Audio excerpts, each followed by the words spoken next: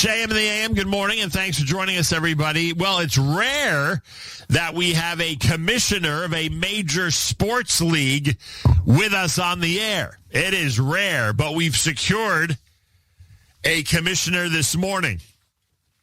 And that is the commissioner of the IEHL.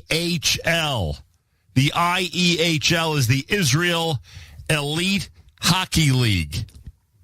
Remember the days when we couldn't believe there was actually baseball in Israel? Remember the days we couldn't believe there was a golf course in Israel? Remember the days when we wondered if there'd ever be a bowling alley in Israel? Well, I can tell you, I remember the days when people wondered if there'd even be a skating rink, an ice skating rink in Israel. And now that there's an 8-team hockey league, this is unbelievable. For those of you out there who are big hockey fans, this is great news. And, of course, there's a major event happening 2 weeks from Sunday at the UBS Arena. Jerusalem versus Tel Aviv, and we'll talk about that, tell you how to buy tickets, et cetera, et cetera. The commissioner of the IEHL, Marc Bruengraber, welcome to JM and the AM. Thanks for having me. Good morning, and ready to go. Appreciate that. As you heard me say, I remember the days when people even wondered if there'd ever be an ice skating rink in Israel. How old is this league? When did this thing start? When did we actually formalize an actual competitive hockey league, ice hockey league in Israel? Well, the IEHL formed in 2021. I should note that Israel has had a domestic winter ice hockey league for about 30 years. Wow. But the point of the IEHL is to raise the level of the game and to be Israel's first professional league. What we do is we take the top Israeli players from the domestic league, and we take the top Israeli players who play overseas because the home league isn't strong enough, and then we mix them with both Jewish and non-Jewish players from North America, U.S., Canada, and also countries, throughout Europe and Russia as well. Well, this is not an unknown concept. I think the basketball leagues have basically operated the same way. We have a core from Israel, and you invite, people to supplement the team, so to speak, from around the world. So that certainly works and works well. Are you happy with the level of talent? I mean, based on what you said, the league is 4 or 5 years old. Are you happy with the level of talent at this point? Sure. We've had, for example, we've had players who have had a cup of coffee in the KHL, which is the elite Russian league, best league in the world other than the NHL. Right. We've had Eitan Werek, Israeli-Canadian, who played in the Olympics, actually for China, because he was playing with a KHL team based out of China. So, we've had, and he was drafted second round by the New York Rangers, back in the day. So we've had NHL drafted and Olympic and KHL talent in our league. We're pretty satisfied with the level of play. It's really helping bring up the level of the local Israeli players, the best of the domestic league who play in our league. And we're a summer league. So the idea of it is that players who might not otherwise come to Israel, both Jewish and non-Jewish players who might not look at Israel during the winter, they come because it's a short summer league, and it gives them a chance to train and get ready for the leagues they play in year-round, and to combine the ability to stay in game shape with experiencing Israel as a country and as a culture. And for guys in their 20s, the nightlife in Tel Aviv doesn't hurt. It's a good draw for them. I get that. Marc, what struck your fancy to get involved in this? Were you a major hockey player growing up? Are you a major ice hockey fan, especially when it comes to the NHL? Why were you so passionate to actually climb to the top of the IEHL? Well, I was a former, just for exhibition games and international friendlies, but I played 5 games in goal for the Israeli national team after having played college hockey for Binghamton, and hockey really throughout my life as a goaltender. So when you combine my experience on the national team with just the honor of not so much as I was an exhibition player, right? And I played a handful of games. But to pull on that jersey is such an honor to represent, the state of Israel, Medinat Yisrael, and to do it for, not only Israel, but the Jewish people worldwide. It's such an honor, and to do it through the sport that I loved. I partnered with one of the national team longtime players, Tal Avneri, who competed in multiple world championships for Israel, and our idea together was, how do we make a league in Israel that will raise the level of the game while also showing the true face of what Israel really is and is not to the world. Our idea is that hockey is a vehicle to normalize Israel and to show Israel to the world as being a country that's utterly unlike what the vicious media portrayal of it is. Oh, you don't have to convince us. We've been harping on this and the importance of sports. What better way? Yeah. What better way to show Israel to the world than to bring guys in from, say Oklahoma or Texas, Finland, Russia, France, Germany, who might never have met a Jewish person before, and they're elite hockey players, and they come and they spend the summer in Israel, and they live in Tel Aviv, they go to Jerusalem, they see the holy sites, they meet Israeli people and Jewish people, and then they go home and they say, everything we've been told about Israel and how they treat non-Jews is wrong. Yeah, 100%. And they're the greatest ambassadors that we have. Totally agree with that, and we've always harped on the importance of building these sports presences in Israel to represent Israel around the world. And you're doing an amazing job, and they're doing something right at Binghamton. There's a lot of great Jewish pride and Israel pride at Binghamton University. At least that's what we keep hearing. So I guess you ended up. That's long-standing, sure. Yeah, 100%. And was it always a passion to be a goalie? Like when you were a kid, that was the position you wanted? Well, I was a short kid, and back then, now I'm in my 50s, but back in the day, it was okay to be a shorter goalie as long as you were fast. And I was. And so when I wanted to play, that's kind of what I got thrust into, and I just really enjoyed it, and became a lifelong love for me. I still play in men's leagues now into my 50s, and it's a great way to stay in shape, and it's an exciting position. Are you aware of the fact that there's an Israel jersey in the Toronto Hockey Hall of Fame? I am. That's actually Max Beerbreyer's jersey. He was the first and to date one of 4 Israeli players ever drafted, but he was the first back in 2000 by the New Jersey Devils. And he never made it to the NHL. He played in the AHL, which is the top league here in North America under the N. And then he went on to a long career in Europe. And he's a great guy. He's actually the general manager of one of the British Elite League teams now over in Fife, Scotland, and I talk to him a fair amount. He's a great guy. And we'll talk about the event in a minute. It's at the UBS Arena 2 weeks from Sunday. Obviously, it's a big deal, and that's the reason we're talking. But the jersey you mentioned and the jersey we're talking about, is that available? Like, I'm sure there are a bunch of kids out there and even adults that would love to wear an Israel hockey jersey. Like, do you guys make that available to anybody? Is it something that's available at the game? Like, how does that work? If you go to just Google shop the IEHL, you can go onto our site, and we have, not only our team merchandise available, but there's national team merchandise available as well. Oh, very cool. 8 teams. I mean, somewhat, in all honesty, when I saw Tel Aviv was playing Jerusalem here at the UBS Arena, I thought they're probably the only 2 teams in the league. And then I said maybe there's 4 teams. But 8 teams, that's difficult. And I'm assuming that not every one of these home teams, Ashdod, Cholon, Beersheva, Herzliya, I assume they don't all have their own home hockey rink, etc. No, of course not. Right. So they're city representative teams, but we play the league. We've operated in. I mean, there's 4 rinks that are suitable for hockey in all of Israel. One of which is so small that you can only play 4-on-4 with goalies instead of 5-on-5. But our rink that we play out of now for the last couple of years, we've partnered with Blue Ice in Ashdod. It's a beautiful new rink and Olympic-sized rink. It's great. Ashdod so we has a full-size Olympic ice hockey rink. Ashdod? They do. Yeah, called Blue Ice.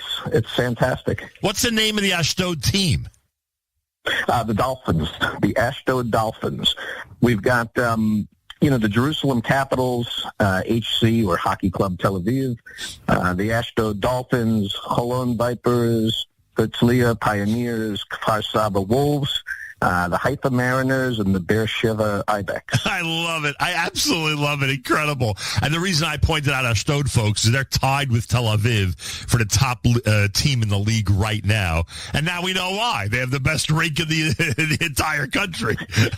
Yeah, they're kind of the home team, so to speak. Yeah, they get a good amount of fans down. They probably get to practice there in general more than the other teams. And do you get fans? I mean, are there? And I'm not asking for numbers, but I mean, are there games where it's obvious that people have been attracted to this as a spectator sport and they're coming out?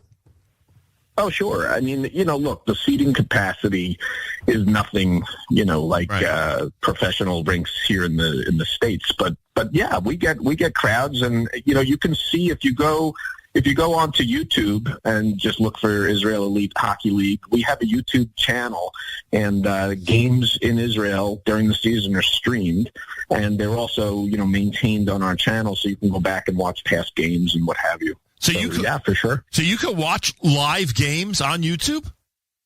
Correct. Yeah, during we're a summer season league, so during the summer season, which is typically June and into early July, our games would be broadcast live, but then they're available. So if you want to go back and look at games, including last year's Challenge Cup at UBS, home of the New York Islanders, you can go onto our YouTube channel. Again, just look at Israel Elite Hockey League. It'll pop up, and you can go and check it out. Marc Bruengraber is with us live via telephone. He's commissioner of the IEHL, the Israel Elite Hockey League. Now, here's the story, folks. The Hockey League presents the USA Challenge Cup. It's really version number 2 because Tel Aviv and Jerusalem have done this already before. But on Sunday, February the 22nd, the USA Challenge Cup will return to the UBS Arena, featuring a fierce rematch between two powerhouse Israeli teams, the Jerusalem Capitals and the HC, that's Hockey Club Tel Aviv. Fans can look forward to a full Israel-themed night with music, community guests, and a world-class hockey game that celebrates both sport and culture. Everybody out there is invited. You go to Ticketmaster, and that's where the seats are available. That's where the tickets are available for the event. You literally go to Ticketmaster and just search IEHL, UBS Arena events, whatever it is, and you'll be able to be there in a seat with your family and friends on Sunday, February the 22nd. Why have the Islanders and UBS Arena been so cooperative with you guys? I don't know if it's ownership or just staff, but I can tell you that they're an absolute pleasure to work with. It's a top flight, incredible arena, right? As an arena, it's amazing. Probably one of the best in this country. Yeah, it's absolutely stunning. If you haven't been there, I would advise everybody to give it a shot and go. Certainly would love to see at our event. Go for an Islander game, go for a concert. It's a wonderful arena. The people that run it are terrific, and the organization, both at UBS itself and the Islanders, have been nothing other than first class to us, top to bottom. So nothing but great things to say about them and the organization. And how did the other than hockey events go last time? Were you able to put together the music and the Jewish culture and everything to your satisfaction the last time around? Well, yeah. I mean, we had hundreds of people, wrapped tefillin with Chabad rabbis. We've had, they're out there on the concourse during the game, before the game. We have. I got to assume there's kosher food. Oh, of course, glatt kosher food. Yeah. Plus music. Absolutely. Plus music. Special guests. Oh yeah, and the Israeli themed merchandise. We get top Jewish influencers come down. We have Kosher Dills as our host for the evening. He's great. We've got the whole Israeli themed evening going on, and it's really more of an afternoon game. It's a 5 p.m. start, so we try to make it family friendly. If you want to bring your kids, you don't have to worry about it being a late night with school the next day. Right. So, yeah. Look, I think it's amazing and remarkable. And everybody out there, here's an opportunity to really spend an amazing time with the family at a fun event, a family-friendly event. We always talk about where can you take your kids? You can take your kids to this one. The USA Challenge Cup comes to the UBS Arena, which is basically Queens, Long Island. For those who are not familiar, it's not the craziest ride at all. If you're in, I don't know, Staten Island, Brooklyn, etc., Jersey, UBS Arena is pretty well situated. You're basically going to the edge of Queens and Long Island. Sunday, February the 22nd, when Jerusalem plays Tel Aviv. Who should we root for, everybody? I don't know. I got 2 granddaughters now living in Jerusalem, so I guess we're going to have to go in that direction. It's Yerushalayim against Tel Aviv on Sunday, February the 22nd at 5 p.m. with the kosher food and all the great merchandise, etc. And yesterday we did a whole thing about Aliyah, and we talk about, trying to bridge the gap between Israel and diaspora. I got to tell you, Mark, I don't know if you agree with me, because I usually go out on a limb on these things, but if you bring a kid to a game like this and you get that Israeli jersey, you have no idea what it does for that youngster in terms of connecting to the Holy Land. Now, a lot of people are probably rolling their eyes as they hear me say this, but I have a feeling that you know exactly what I'm talking about. I do, and it's, I'll give you an example. Not only kids, but the players themselves. When we talked about earlier having non-Jewish players as friends and allies and ambassadors for Israel by coming to Israel and experiencing the game. But the Jewish players who come to our league from North America, Canada, U.S., some of them have a good connection, but some of them don't when they first get to Israel. But when they leave after summer, it's basically like birthright on steroids for them. I can imagine. To turn around and put on those jerseys and to interact with fans and to, walk the streets. What we do with them is we do specialized trips to all of the holy sites. We do the archaeology. We go to the wall. We go everywhere from the Dead Sea to the Golan. So they really see the country and experience it. And coming home, it changes their life every summer. Unbelievable. Look, we know what hockey is to the Jewish community of this area. I mean, there are people that, fill Madison Square Garden and UBS Arena and in Jersey as well on a regular basis who are from our community. I mean, so many people in this listening audience are so passionate about hockey. Are the majority of people coming to your games in Israel Americans, transplants who, are just dying for a hockey game, or are some of the Israelis getting into this? No, you're seeing some Sabras come. I mean, listen, hockey is in large part in Israel a niche sport, which we're working to change. So, it's big among Olim and among, the Russian community. But we're starting to see more and more Sabras get involved, both on the ice and in the stands. Oh, I forgot about the Russian community, of course. Yeah, you have millions of people there who love hockey. That's a tremendous advantage. Yeah, it doesn't hurt. Mark, easiest way to get tickets, people should go to Ticketmaster and just go to either the UBS events or to the IEHL. Simple as that. Yeah, you could also just go Ticketmaster and type in Jerusalem or Tel Aviv hockey, and it'll pop right up. Good point. That's it. All right.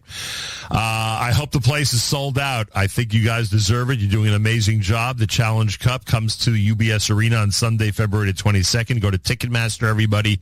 Literally search Jerusalem or Tel Aviv. You'll see the event come up. Buy your tickets for your family and enjoy all of the great offerings that they have that night. A great hockey game and, of course, all the other things that we discussed. Mark, I thank you, and thanks for bringing this to our attention. I really hope it's a major success. Thank you so much. Thanks for having me, and I look forward to seeing you at the game. Marc Bruengraber is commissioner of the IEHL. Yeah, we get the top personnel, folks. We attract the number one people. He's the boss. He's in charge of the 8-team league. Even of the Ashdod team that enjoys that incredible arena that now I'm going to have to visit at some point in Israel. Can't believe it. With all the time I spent at Somet Ashdod as a teenager, and I spent a lot of time there. One of my most famous, right, one of the famous stories I always tell happened to me in Ashdod. I'm not going to do it now. Anyway, to even think that there's an arena there is unbelievable. Anyway, go to Ticketmaster.